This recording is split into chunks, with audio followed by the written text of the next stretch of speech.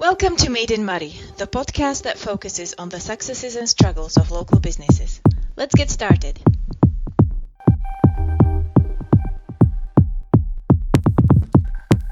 My name's G, I'm your host, and today I have the pleasure of sitting down with Alison Ruickbie, who's the owner of the Restore in Lossiemouth.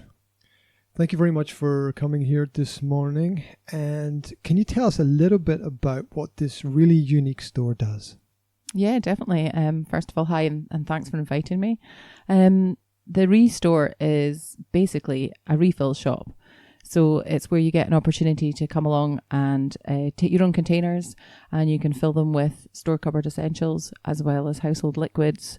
But we also sell locally produced fruit, veg, and other products. Fantastic. So it's supporting local producers. Oh, definitely. That's at the heart of it. Wow. What inspired you to start a business like this? Well, I think times are changing, and we've all watched Blue Planet and various other programs on maybe television with regards to how plastic pollution is affecting us, and single-use plastic in particular. So I'd started to change my way of shopping, and felt that Moray needed a shop to help other people do the same. Wow. So where do you begin when you want to do something like that? Are there other shops like this in other places? Yeah, they're popping up all over the place now. It's a phenomenal movement, especially in England, not so much in Scotland, although there are several in Glasgow and Edinburgh. But I did go and see some of them, and there's also a lovely one in Arbroath, which is pretty close demographically to Elgin and Moray. So I had good fun visiting them. So is this the first one in Moray? Yes, definitely, yeah. Wow, amazing. What about the name? How does that tie in to the business? Well, the name took a lot longer to decide than I ever anticipated, but a lot of the kind of clever names had already been chosen by other zero waste stores. But the Restore just kept coming back to me, and the more I thought about it, the more it made sense, because it's a shop for re's. So you're refilling, you're reducing, you're rethinking your whole way of shopping. And it's important to do that in the modern world, I think. It's important to have an awareness of the effect that we have on the environment around about us. Definitely. I grew up in Moray, and I grew up on the beaches here, East Beach and Hopeman, and it saddens me when I see plastic pollution, nurdles on the beach. And also I lived in Cyprus for a while, so I swam there, saw turtles in the water, but I also saw plastic pollution in the water. So that definitely spurred me on to do this. There's a perception, I think, among people that these kinds of products are going to be expensive. I don't think that's the case. Is it? No, definitely not. Once I had all my dry foods in, then, I had a look at other supermarkets in the area, and I was really pleased to find that a lot of my prices were cheaper. Some were dearer, but most of them came out much and such the same. And the whole thing is that you're also saving money because you're only buying what you need, so you're reducing food waste. So rather than throw away what you don't use, you're just using everything that you buy. Which is a fantastic idea. And I have to say yesterday that I was pleasantly surprised at the prices when I popped in to buy my cinnamon and turmeric. Excellent. It was really nice. So what kind of expectations have the customers had, and what have been their reactions so far? Oh, I can't believe the reactions from customers. It's just been amazing. People have said they're so excited that the shop's opened, that they're delighted that something like this has opened in the area, that they've been waiting for it for a long time. Some of them have travelled much further afield to go and find shops like this. Mm-hmm. And the support has been phenomenal, not just from people who want to save plastic, but also from Lossie locals and Moray locals, which is brilliant. Mm-hmm. I think when I was in, I noticed that there were a broad range of products that were in there. You've got your obviously fresh fruit and vegetables, and I think there's bread once a week as well, fresh bread that comes in, which I really should go and pick up, but I always seem to be in the wrong place at the wrong time. So what else is actually in the store right now? Well, as I say, we have all your store cupboard essentials, food-wise, herbs and spices. So that's things like porridge, lentils, rice, pastas, and it's so much more on the dry goods side. But I also stock household products. So we have washing up liquids, hand soap, washing powder, washing liquid, all sorts of things, toilet cleaner, a load of kitchen essentials that you can either compost or are just reusable. We try and avoid plastic wherever possible, but if it's not single-use plastic and if it's put to good use, then plastic is good. Also, we have lots of crafters who create like reusable wipes, things like that. Mm-hmm. So again, everybody local where possible. Wow. If somebody wants to come and get their just like washing up liquids and things are there, or yeah? Yes, yeah. Okay, so how do they come and collect that? What do they need to bring something with them to pick up the stuff, or? Well, some of my products, the brand actually comes with a glass bottle, so you can choose to fill that glass bottle and then take it back for refills. However, it's just as easy to take in your own bottle, as long as it's clean and dry and hasn't had any harsh chemicals in it previously, and we can sell the product by weight. Oh, wow. How did you find the suppliers for the store? Was it easy to go out and find these individuals or small companies? How did you manage to get in touch with them? It's actually really, really difficult for a lot of the smaller places, just because maybe they don't have websites, so Google search doesn't work. Facebook's handy because it does give you suggestions of people it thinks that it might like you to like. So sometimes that was how I came across. But mainly during the summer, I just visited craft fairs and I found a lot of my suppliers there for local soap makers, for example, and reusable wipes, that kind of thing. But for the larger ones, then there is a forum for people who have zero waste shops. So that was a huge space of information for me. Is that on Facebook? Yeah. Yes. Yeah. What's the name of the forum? Oh gosh, I can't remember. Okay, good. But I know there's a zero waste. I saw that on Facebook, right? So there's a zero waste sort of local page. Yes, we'll link to the Restore Moray, my Facebook page. There, I've also linked to Zero Waste Moray. Mm-hmm. But there's also a plastic free Moray page too. And it's just full of ideas, and as people find things that are useful to other people, then we post on there.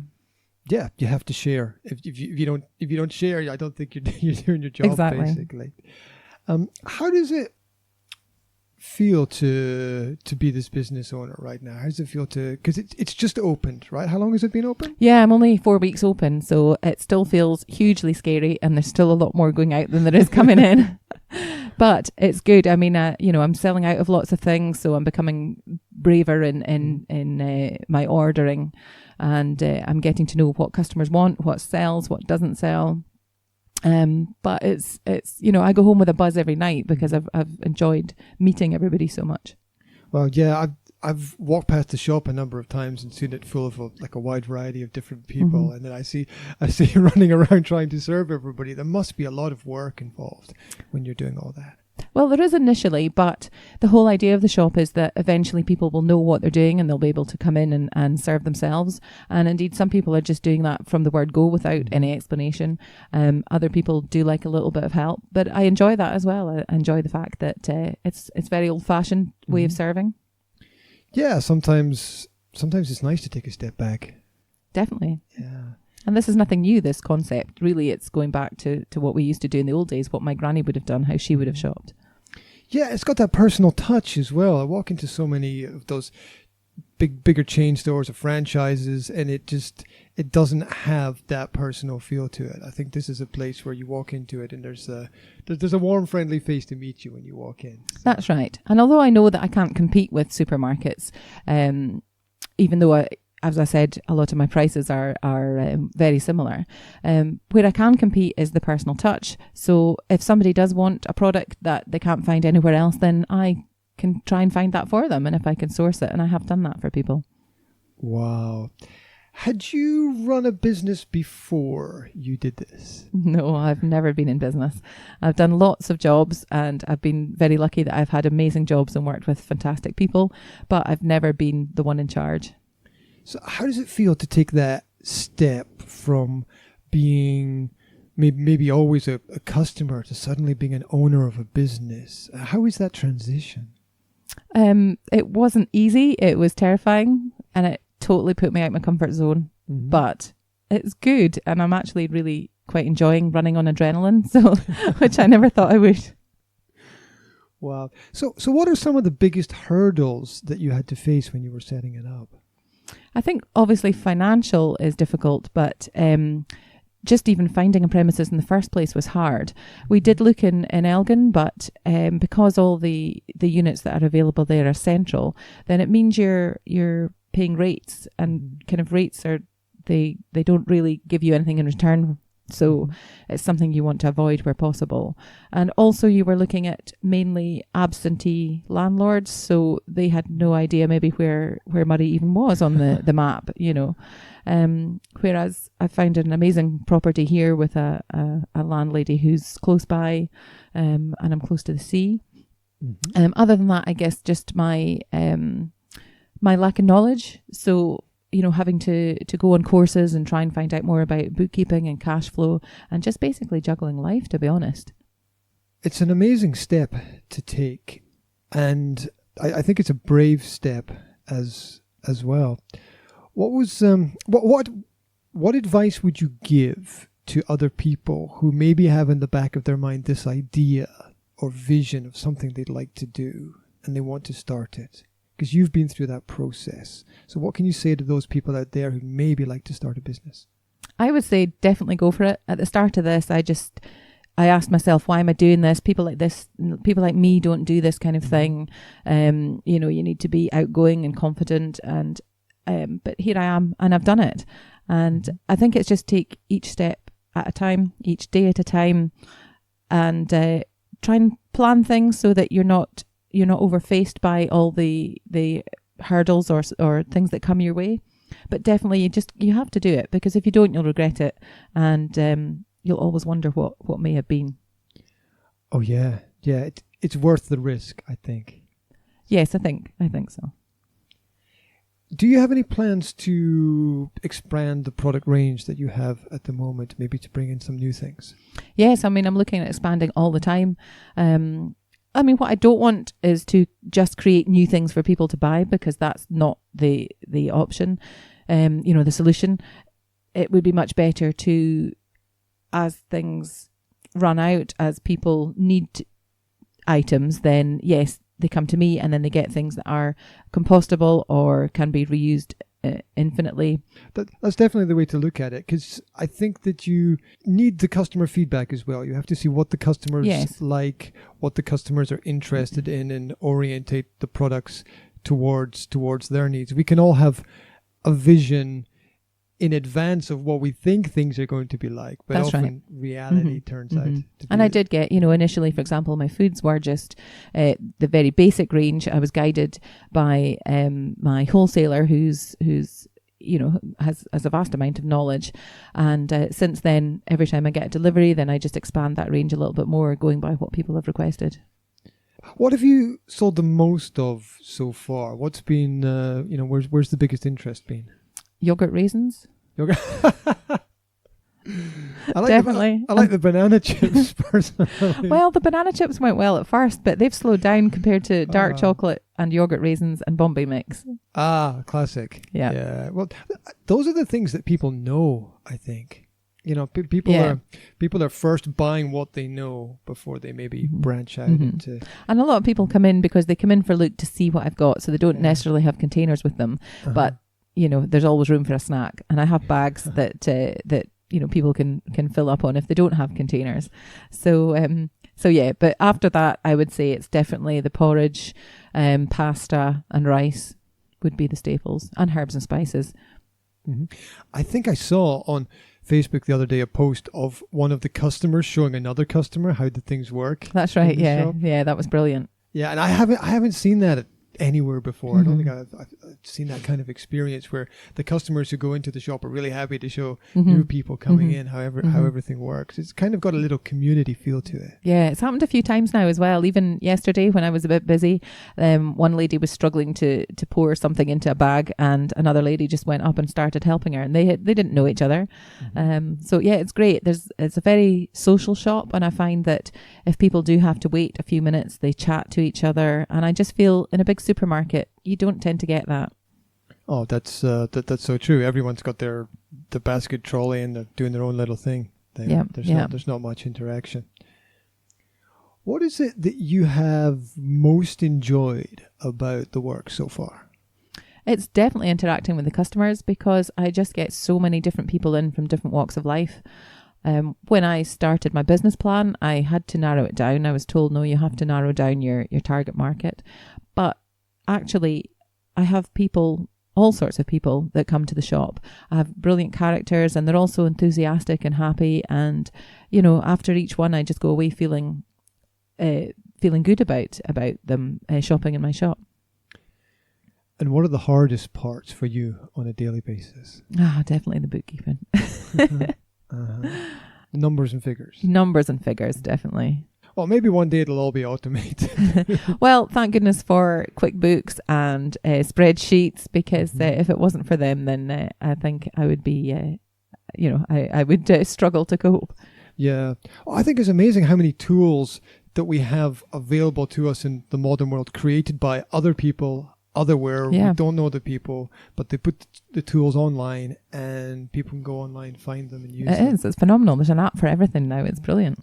Get an app for the shop. Yeah, that's the next thing. You never know. How is work-life balance with running a business like that? Because it's going to take up a large part of your day.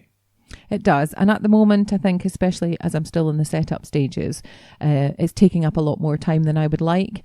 And although my kids are older, they still are used to me being at home, and I'm not at home now. So I really do try and make sure that I have hours in the day and the week that I just drop everything and spend time with them regardless. And it is difficult. I think, I'm finding that I'm up late at night doing books and ordering, and also the research behind it is phenomenal to try and find products. And I think this is an area where the community can come in and help, because when anybody starts up a new business, it's a big venture. Yeah. And sometimes they don't know which way to look, because there's something to do in every direction.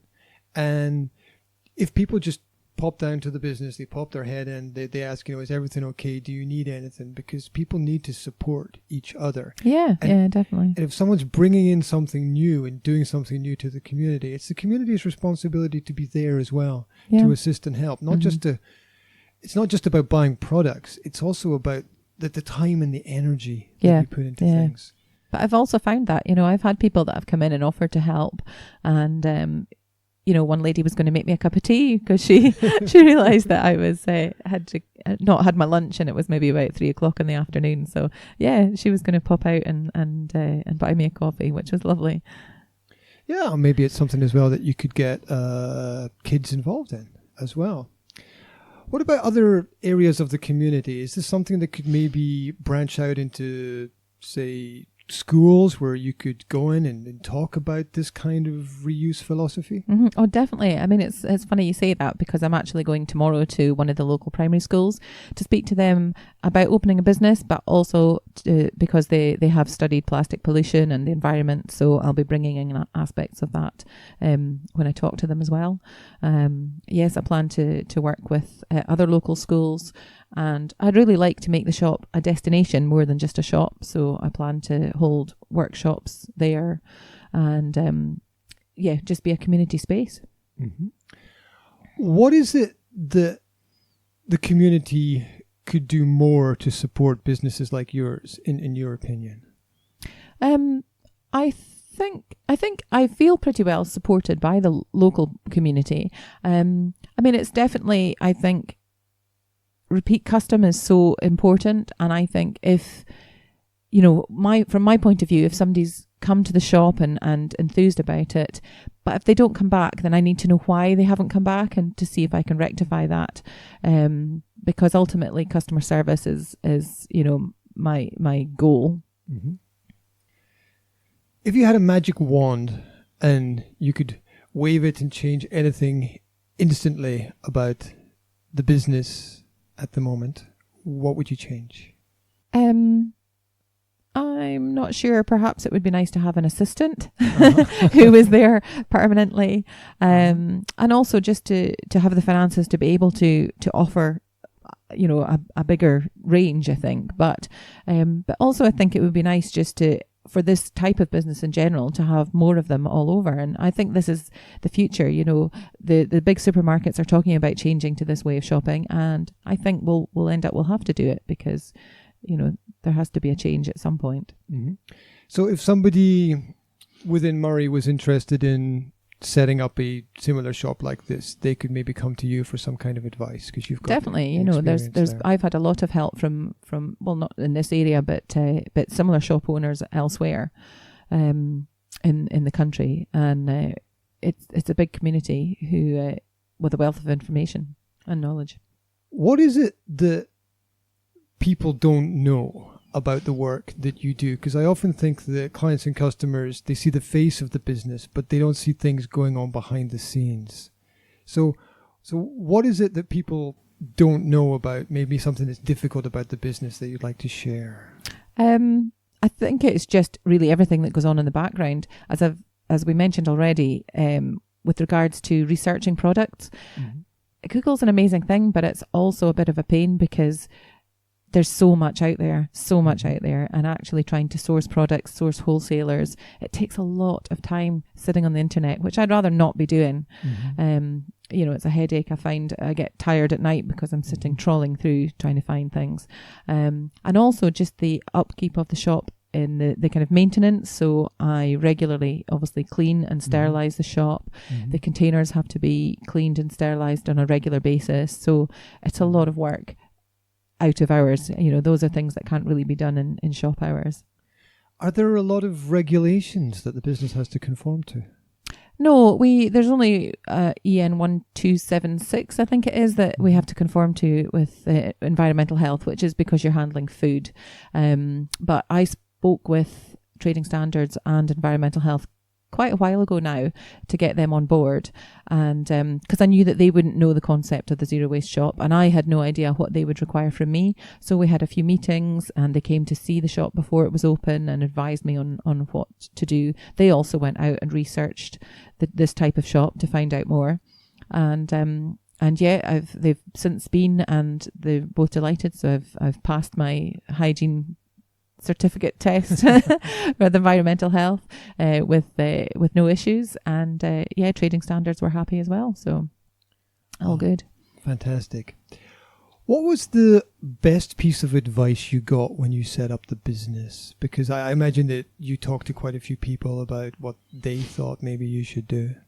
I'm not sure that I got specific advice regarding the business, but what I did find was I chatted to so many people before I even kind of got as far as having a premises, but I just found that so many people were so helpful, whether it was an estate agent where I was looking at premises with her, and she gave me such good tips as to what to look for.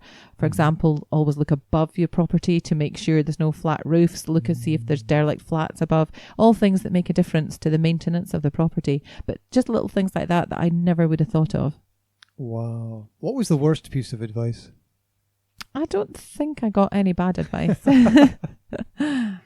Well, that's good to know. Changing the pace a little bit on a personal level, is there some literature or some book that you would recommend to people to read? Maybe something connected to your work, maybe not.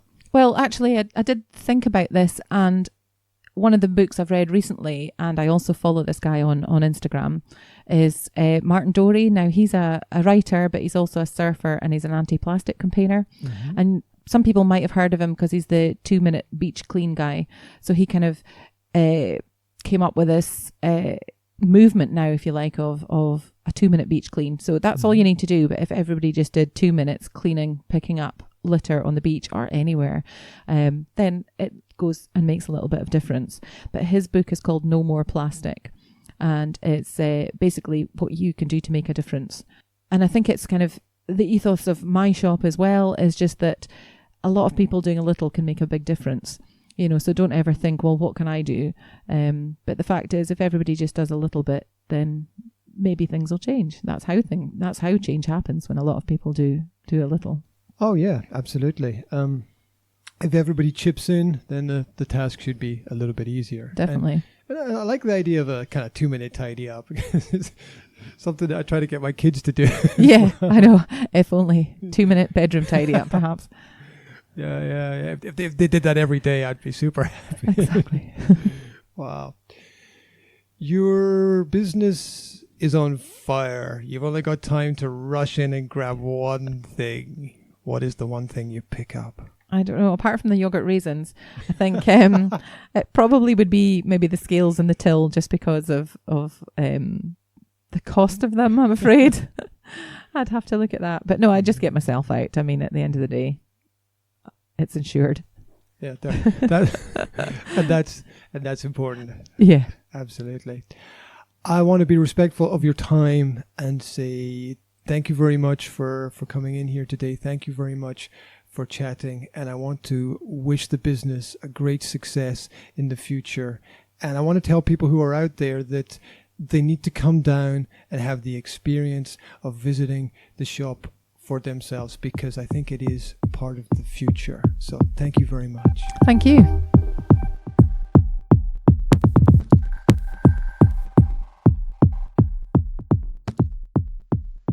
Made in Moray is a product of the Academy of Language Therapy and Life Coaching.